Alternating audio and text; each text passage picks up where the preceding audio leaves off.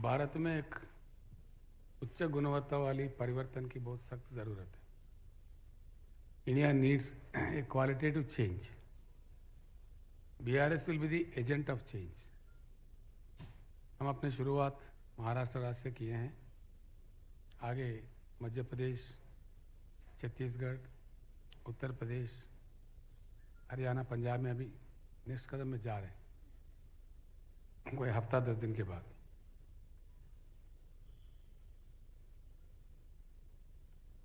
देश में जो होना चाहिए था इतनी लंबी समय में, वो हो नहीं पाया.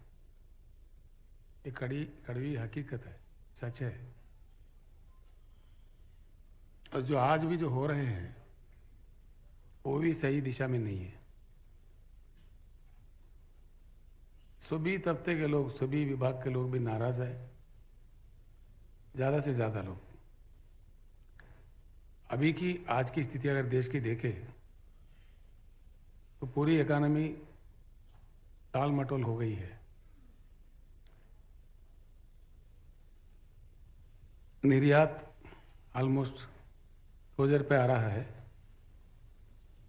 लाखों में इंडस्ट्रीज का क्लोजर हो रहा है. Where make in India is gone, God only knows. और आयात बढ़ रही है. आयात ऐसी चीजों की जिसकी कोई जरूरत ही नहीं, अगर काम सही पे हो जाए. क्योंकि हमारा देश एक कृषि प्रधान देश है, फिर भी हम 1 लाख करोड़ के ऊपर का पाम ऑयल इंपोर्ट करते हैं. लगातार कर रहे हैं, कांग्रेस के जमाने से भी, अब भाजपा के सरकार में भी. इसको बंद करना चाहिए 100%. हमारे किसान हैं उगा के देने के लिए, लेकिन वो काम नहीं हो रहा है. दाल भी हम लोग कनाडा से इंपोर्ट करते हैं, जो कि बड़ी आसानी से यहाँ किया जा सकता है, उत्पादन हो सकती है, लेकिन उस पर भी सरकारों का नजर नहीं है उस समय से लेकर आज तक. मैं किसी एक पार्टी को या किसी एक व्यक्ति को आलोचना करना मेरा इंटरेस्ट नहीं है, लेकिन आज जो सिचुएशन हमारे सामने खड़ी है, my appeal to all the intellectuals of this country and all the youth of this country that we need a qualitative change. We have the experience of the globe. Wherever leaders went out of box और खड़ी मेहनत करके कुछ करने का प्रयास किया है, जैसे कि ईस्ट एशियन टाइगर्स है, जैसे कि जापान है, एसेस से रेजो के सेकंड लार्जेस्ट इकोनॉमी बन गया है. और सबसे बड़ी एग्जांपल हमारे लिए तो जिससे हमारा जियोग्राफिकल कनेक्ट है, चीन है. Till 1980 the GDP of China was lesser than India, and now where is China, where is India today. China has proved, उनके कड़ी मेहनत से, सही नीतियों से चाइना हैज प्रूव्ड. आज के दिन में कुछ ऐसा स्थिति ला दिया उन्होंने, without China there is no world. यहां तक कि हमारे पतंगों के मांझा, दीपावली के पटाखे, दीपावली के दिए भी चाइना से आने लगे हैं, होली के रंग भी. ऐसी स्थिति है. जो चीज भारत में बन सकता है उसको भी आज भारत इंपोर्ट करने लगा है. कुछ धनवान लोग घर बना रहे तो कह रहे कि भाई कहां गए, चाइना गए. क्यों गए? फर्नीचर लाने गए. सोफा सेट के लिए भी हम चाइना भाग रहे हैं, हमारे भारतवासी. तो ये साफ इंडिकेट करता है कि there is a need for a greater change style of functioning of India. और कई अन्य चीज है. We need to make some structural changes. संविधान को लेकर के भी, जुडिशरी को लेकर के भी, इकोनॉमिक रिफॉर्म्स भी होना चाहिए, कॉन्स्टिट्यूशनल रिफॉर्म्स होना चाहिए, इलेक्टोरल रिफॉर्म्स भी होना चाहिए, एडमिनिस्ट्रेटिव गवर्नेंस का भी सिस्टम बदलना चाहिए. We should get out of this routine. Until unless we should get out of the box and get out of this routine, this country will not be able to flourish. Elections do come and go. Parties may win, parties may lose. ये तो चलता ही रहता है. लेकिन unless there are some structural changes, India will never be able to catch up with the world. कुछ ऐसी चीजें हैं, बड़ा ही दुखदायी है खास तौर पर दो चीज, पानी और बिजली। इसके लिए पूरी भारत तरसता है। मैंने कई किताबें पढ़ी है, कई बुद्धिजीवियों से, कई शास्त्रियों से मैंने बात किया है, कहीं से सही समाधान नहीं निकलता। We have the water availability more than the requirement of the country. The rainfall of India is about 1,40,000 TMC. 50% of the water gets evaporated, and rest 50%, that's about 70,000 TMC. हमारे नदियों में बहता है शुद्ध पानी, जिसके आज तक भारत ने उठाया है सिर्फ 20-21 हजार का। जो प्रोजेक्ट्स बने हैं जैसा कि इंदिरा सागर, नागार्जुन सागर, हीराकूट, ऐसे प्रोजेक्ट्स में सिल्टेशन भी आ गया है, उसमें 1/4 या 1/3 भर भी गए हैं। The real use of water is about 18,500-19,000 TMC। बाकी पूरे पानी समंदर में बह जाता है। 75 साल का यह स्टोरी है। देश के 15 प्रधानमंत्री बने, कई लोग 100 लोग मुख्यमंत्री बने, नीतियां नहीं बदल पा रहे हैं। There is urgent need to review the water policy of India that totally needs to be changed. New approach, new system where we should exploit the river water for the sufficient supply of drinking water and also to the farming। ये दोनों भी चीज बहुत सख्त जरूरत है, लेकिन इस पर कोई ध्यान नहीं है। नेहरू जी के समय में जो प्लानिंग चला उस समय में कुछ मात्रा में हुआ है। अब उसके बाद में द कंट्री हैज ड्रिफ्टेड। आज तक कोई किसी ने भी इसके बारे में ध्यान या जिस तरह से देना चाहिए उस तरह से नहीं दे पाए। और बिजली का भी वही हाल है। बिजली हमारे देश में ये बहुत कम लोग जानते हैं, हकीकत है। आंकड़े मेरे नहीं है, केंद्र सरकार के है, कोल मंत्रालय के है। अब तक जो डिटेक्टेड है, ऑलरेडी जो डिटेक्ट करके पाया गया है, the coal reserves in the land of India are about 361 billion turns,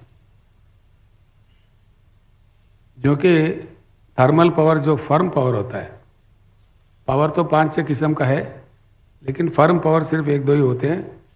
one is atomic power, another one is thermal power, hydel power, solar power, all these are there but they are not firm. These are only 2 firm powers. लेकिन atomic power को लेकर हमारे देश में भी, पूरे विश्व में भी कुछ विवाद है।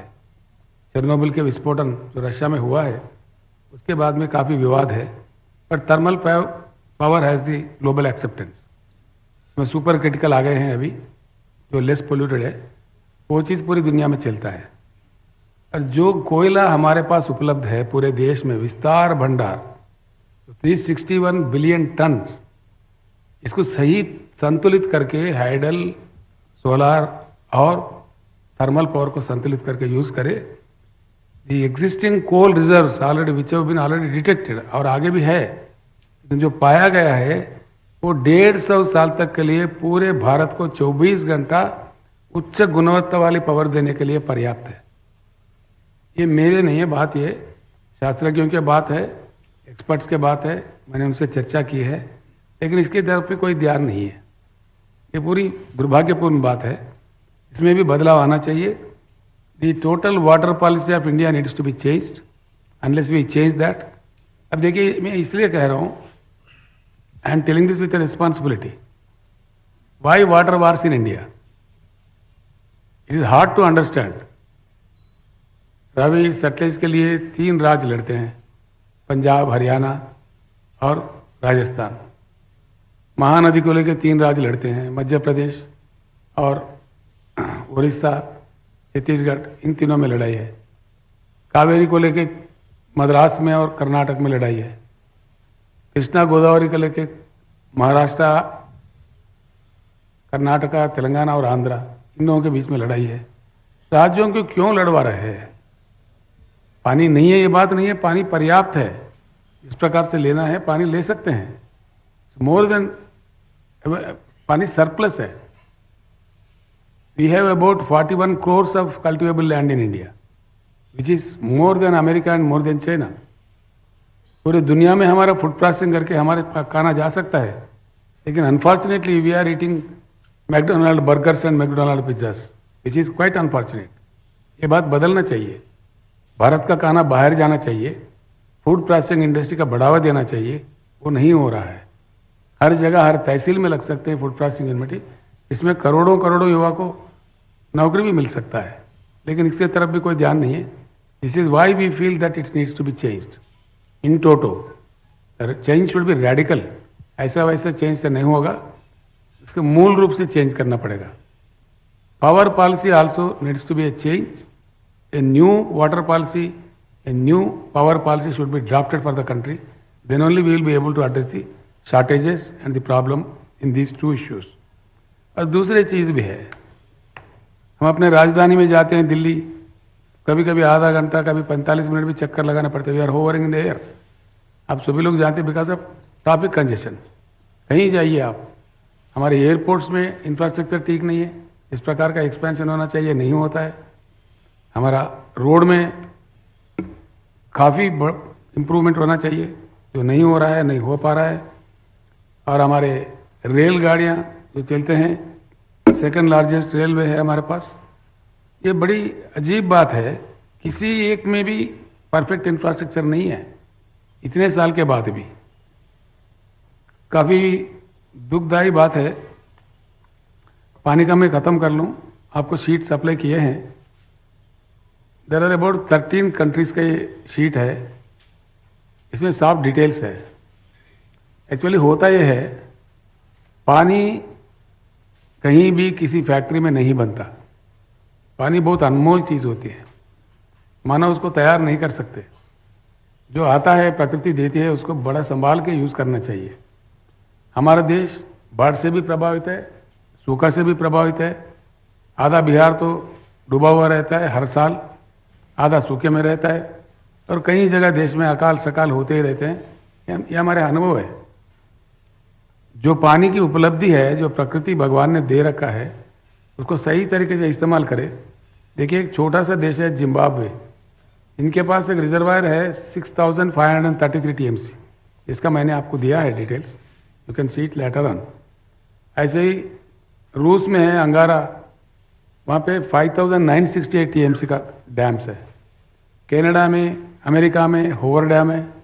ऐसे ही I have given you the details, you can go through this document, it will show you. Bharat जैसे विस्तार देश में, इतने विशाल देश में कम से कम 2-3 तो कम से कम ये ऐसे प्रोजेक्ट हमारे पास होना चाहिए। देश पूरा प्यासे है, खेत पूरा प्यासे है, गले प्यासे है, लेकिन इस पर कोई ध्यान ही नहीं। ये ऐसे अगर 2-4 रिजर्वायर बना लें तो हम बाढ़ से भी सेफ रहेंगे, सूखे से भी बचेंगे, पीने के लिए पानी विस्तार मिलेगा, उद्योग के लिए मिलेगा, हर किसी को मिलेगा। हर किसी को देने के बाद तो 41 करोड़ एकड़ की कृषि योग्य भूमि है इंडिया में, हर एकड़ में पानी दिया जा सकता है। मैं आपसे प्रार्थना करूंगा, लोगों को आप बताएं, आपके अखबार के जरिए, आपके चैनलों के जरिए। I pray you, please let it be known to the people. India में दमदार सरकार अगर हो, हर एकड़ में भरपूर पानी दिया जा सकता है। पीने का पानी हर घर में नल फिट करके दिया जा सकता है, और उद्योग के लिए जो चाहिए भरपूर हम दे सकते हैं। इसके बाद भी कम से कम 20-25 हजार टीएमसी की बचत है। As far as water is concerned, usable water is concerned, India is a surplus country. भगवान ने, प्रकृति ने इतना दिया है, इसके बाद भी क्यों तड़पना पड़ता है लोगों को। हम जब औरंगाबाद गए, वहां बताए 8 दिन में एक बार पानी आता है। अकोला से हमारे भाई प्रकाश बोरे बता रहे थे कि वहां 7 दिन में एक बार आता है। सोलापुर वाले कह रहे 10 दिन में एक बार आता है। पुणे के लोग भी बता रहे थे किल्लत है पानी के, पर्याप्त नहीं मिलता। और यहां तक के भी है, दिल्ली में जो कंट्रीज कैपिटल है, नेशनल कैपिटल है, 75 साल के आजादी के बाद even in the national capital बिजली की कटौती होती है, पर्याप्त पानी की प्रबंध नहीं है। ये किस बात का संकेत है, हम इसको क्या समझ सकते हैं। तो इसलिए सरप्लस पानी रखते हुए कोई भी देश ऐसा नहीं करेगा। जो प्राथमिक आवश्यकता है, it's a prime need of the people. इस ऐसा भी ये डैम्स भी बनाने का कोई योजना नहीं है। जो एग्जिस्टिंग बैंक्स है, दे आर गेटिंग सिल्टेशन आ गया उसमें, वो भी सही नहीं है। इंफ्रास्ट्रक्चर के मामले में आप देखिए, सिंगापुर जैसा देश है हमारे आंखों के सामने, वहां कुछ भी नहीं है except the mind power, there is nothing. पानी भी उनके पास नहीं है। कम से कम हम लोग जाके वहां फोटो उतर रहे हैं, वहीं पुतला उसके मुंह से पानी निकलते रहता है, बगल में खड़े के हम फोटो निकाल रहे हैं वहां पे। बड़ा दुख मालूम होता है जब देखते हैं इस चीज। उनके पास कुछ भी नहीं है। कोई एक निवाला ऐसा उठाता है तो उसमें एक दाना भी उनका नहीं है। Everything is imported. मट्टी भी नहीं है, सी रिक्लेम करके कुछ जगह बना है तो उसके पास मट्टी भी नहीं है। They bite from Indonesia. ऐसी सिचुएशन में भी what is the economy of Singapore today and what is the economy of India? वहां दिमाग इस्तेमाल करके जहां कुछ भी नहीं है। Mr Lee Kuan Yew, who is the maker of Singapore, he has changed the fate of Singaporeans. It's a great country today before the world. हम कहाँ हैं, हम कहाँ खड़े हैं इतने सारे उपलब्धियां लगते हुए। ट्रेन इंफ्रास्ट्रक्चर भी देखिए आप। The speed of goods trains across the world एक बार हम नजर डालते हैं। चाइना में गुड्स ट्रेन की एवरेज पर आवर स्पीड है 120 किलोमीटर्स। यूनाइटेड स्टेट्स में 78 किलोमीटर्स है। यूके में 75 किलोमीटर्स है। ऑस्ट्रेलिया में 80 किलोमीटर्स है। जर्मनी में 60 किलोमीटर है, जबकि हिंदुस्तान में 24 किलोमीटर है। When we will be able to catch up? हम कब मुकाबला करेंगे इन देशों से?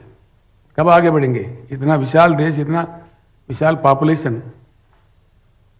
ट्रक स्पीड देखिए, Indian trucks on Indian roads, its average speed is only 50 kilometres, whereas Japan 80 kilometres, South Korea 80 kilometres, UK 95 kilometres, US में 95 to 115 kilometres. ये truck का इंफ्रास्ट्रक्चर है। ये पूरे आंकड़े मेरे नहीं है।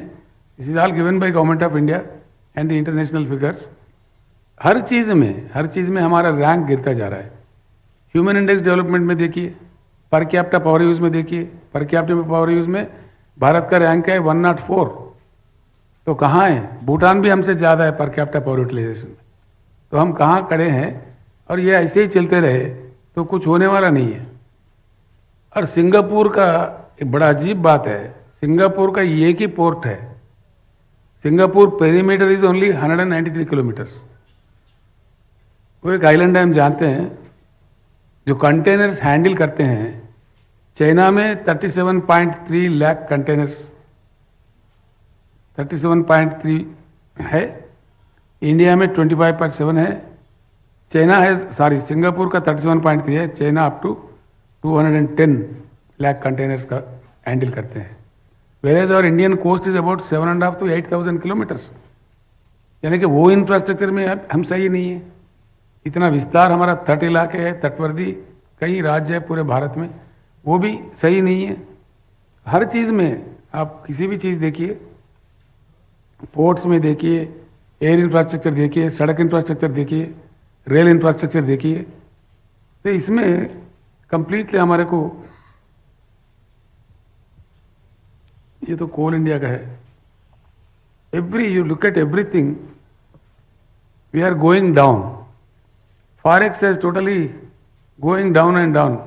And what is the rupee value today? It's about 82, change है आज में मेरे ख्याल से 82 to 83 रुपीस है। ये स्थिति पहले कभी नहीं था भारत में। इतना गिरावट रूपी का अब पहली बार हमको देखने का मिल रहा है। We are not able to control anything. इसी को लेके The BRS proposes for a qualitative change in the country। हमारा प्रयास वही है।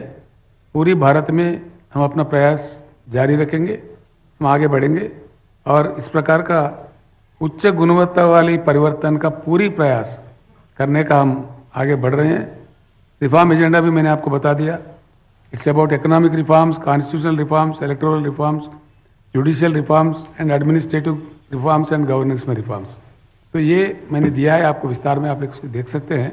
मैं ज्यादा अपने तरफ से नहीं बोलते हुए, if you have anything to ask me, you can please begin with.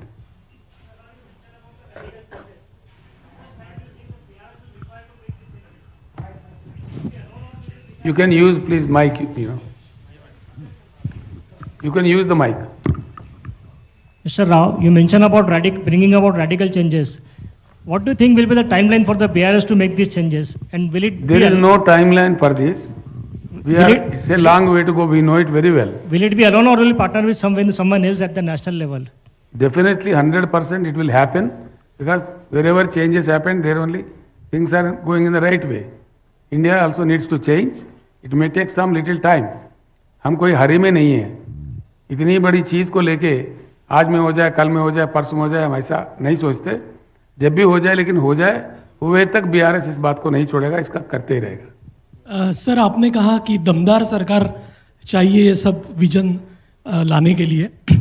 क्या बीआरएस वो भूमिका में है, या फिर संयुक्त रूप से विपक्ष कुछ ऐसा सोच रहा है कि सब एक साथ मिलकर ऐसा कुछ पर्याय दिया जाए? ऐसा है, we have seen so many fronts, United Front, National Front, सब भी फ्रंट मिलकर काम किए हैं, लेकिन वो पर्याप्त नहीं हो पाया है। ये हमारे सामने है, देश के सामने है। इसलिए we are proposing this agenda. कुछ मित्र जो हमारे बीआरएस से सहमत है, हमारे एजेंडा से सहमत है, चलते चलते वो हमारे कंसोर्शियम में आ सकते हैं, हम उनको आह्वानित भी करेंगे। पूर्ण रूप से जो हमारे एजेंडा से सहमत है पर स्ट्रक्चरल चेंजेस, वो हमारे साथ आ सकते हैं, हम उनको साथ भी ले लेंगे।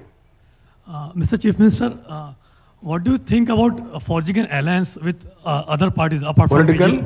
What do you think about forging an alliance of parties? मैं देश के बारे में बात कर रहा हूँ, आप राजनीति बात कर रहे हैं। If you can ask any question about the country, I would be more happy. But I'm asking a राजनीति political तो question, चलता sir. है। सर, आप रीजनल पार्टीज का अलायंस के बारे में क्या सोचते हैं? बीजेपी और We are कांग्रेस not के- regional party now. We are a national party. I have already announced it. That's the name I changed my party's name from TRS to BRS. Okay, and my second question is regarding, you have been a strong proponent of separate states. So will you support separate state of Vidarbha? It's not about Vidarbha alone. I'm sorry to say. It's very strange that India is a country where Sikkim-like state with 6.5 population is also a state, and where UP is also a state with 24 crores of people. This system needs to be changed. There should be some scientific method to make states in the country. That will come. When that will happen, everything will happen.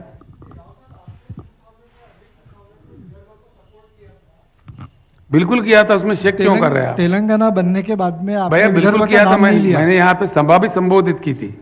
हाँ, इसीलिए मैं बोल रहा कि हाँ, बिल्कुल। तेलंगाना बनने के बाद में आपने विदर्भ का नाम नहीं लिया, तो अभी कोई आपका क्यों एजेंडा नहीं में है लिया क्या? हमने? कौन कहा आपसे मैंने नाम नहीं लिया?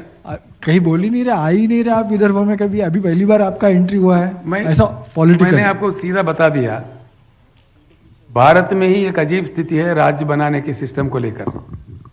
मुझे भी 15 साल लड़ने पड़े। When I was on to fast on to death, almost मैं मरते मरते फिर जीवित हुआ। मैं अनशन पे बैठ के मेरे मरते मरते समय में अनाउंसमेंट आया पार्लियामेंट से, यानी कि देश साइंटिफिक नहीं चल। इसलिए मैं कहता हूं उच्च गुणवत्ता वाली परिवर्तन की जरूरत है। कहीं कोई राज बनाना है तो इतना मुश्किल, इतना मशक्कत क्यों ऊपर पड़ती है देश में? राज बनाना है तो बना लो। हमने तेलंगाना बनाया जैसा, तो we have converted the 10 districts of Telangana into 33 districts, whereby we are achieving wonderful results there. ये होना चाहिए आमतौर पर कई जगह। सर, एक सवाल ऐसा है, आप कह रहे हैं कि महाराष्ट्र के 288 सीट्स जो है वहां पे उम्मीदवार होंगे, जितना भी वोट शेयर आपको मिलेगा लोकसभा में, विधानसभा में, तो उसका फायदा कह रहे हैं ऐसे पॉलिटिकल एक्सपर्ट्स कि बीजेपी को होगा। देश में आम आदमी पार्टी के बारे में भी यही कहा जाता है कि जो वोट शेयर, आप भी देश की बात कर रहे हैं, बाकी पार्टी भी देश की बात कर रहे हैं, पर इस सारी चीजों का फायदा गुजरात में भी देखा है बीजेपी को होता है। इससे आप सहमत आपने हैं? फिर भी राजनीति शुरू कर दी है। नहीं सर, ये सवाल है, आप इसमें सवाल राजनीति का है।